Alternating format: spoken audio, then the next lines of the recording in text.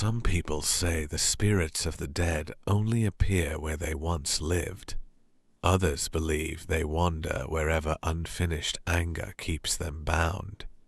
I never believed either story, until one cold November night.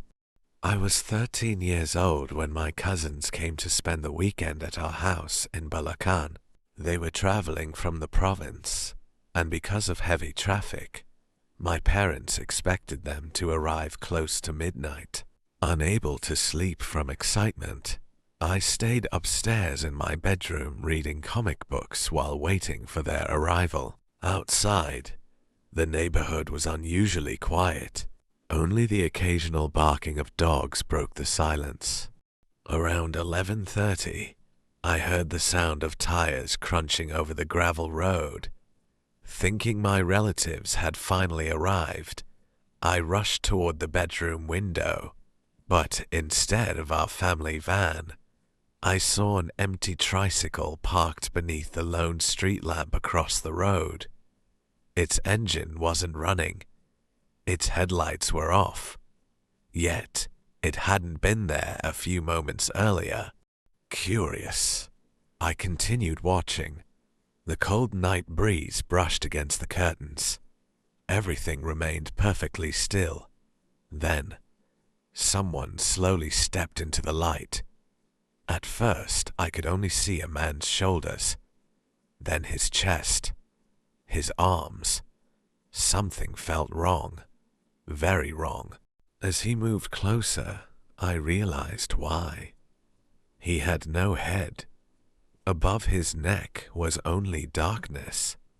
The figure stood motionless in the middle of the street, as though waiting for someone to notice him.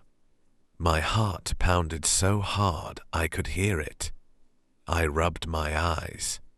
When I looked again, the body was gone. Before I could breathe a sigh of relief, a face appeared outside my bedroom window, floating, watching.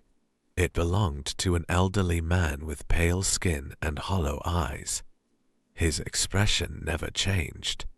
His lips slowly opened, but no sound came out. I stumbled backward and screamed. My older brother burst into the room. When he reached the window, nothing was there. He searched outside with my father, carrying flashlights around the yard. The street was empty. Not even the mysterious tricycle remained. The next morning, I told my grandmother what I had seen. She didn't laugh. Instead, she quietly asked me where the floating face had appeared. When I pointed toward the road, her face turned pale. She remained silent for several moments. Then she finally spoke. "Many years ago," she said, "a terrible accident happened there. A delivery truck had overturned during a violent storm. One of the passengers was thrown into a concrete post. He died instantly. The accident happened so quickly that witnesses refused to describe what they had seen. Since then, people occasionally reported seeing a headless figure walking the road after midnight. Others claimed they only saw a floating face searching for the rest of its body." Months passed. I slowly forgot about the incident. Life returned to normal until one rainy evening, while riding home from school, our jeepney stopped because of heavy traffic.